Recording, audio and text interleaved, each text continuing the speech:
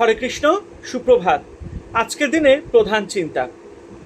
আধ্যাত্মিক অনুভূতির জোর করিয়া কেহ জাগাইতে পারে না। আজকের দিনে প্রধান উপদেশ, যাহারা অন্তরে জাগ্রত, যাহারা আধ্যাত্মিকতার যথার্থ আস্বাদ লাভ করিয়াছে, তাহারা কখনো নিজেদের মত বা ভাব অন্য লোকের উপর জোর করিয়া আরোপ করে না। কারণ তাহাদের দীনতা এত অসাধারণ যে তাহারা কখনো চিৎকার করিয়া নিজেদের মতো প্রকাশ করিতে পারে না, অথবা কাহারও ব্যাপারে হস্তক্ষেপ করে না। সত্য যখন আমাদের ভিতরে জীবন্ত হয়, তখন অপরের সঙ্গে মতভেদ সত্ত্বেও আমরা তর্ক করিয়া কখনো কাহারও সময় নষ্ট করি না। যাহারা নিজেদের অন্তর গভীরে প্রবেশ করে নাই, তাহারাই কেবল কোলাহল করিয়া অপরের ও নিজেদের শান্তি নষ্ট করে। আজকের দিনে প্রার্থনা। হে প্রভু, তুমি তো আমার মনের সকল উন্নত ভাব ও কামনা জানো।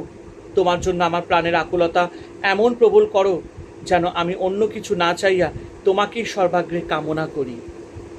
আমার চিন্তাকে এমন পবিত্রতা দান করো যেন তাহা উচ্চতম যিনি তাহার চরণে নিবেদন করিতে পারি। আমার আধ্যাত্মিক সাধনায় অধিকতর দৃঢ়তা ও নিষ্ঠা দান করো।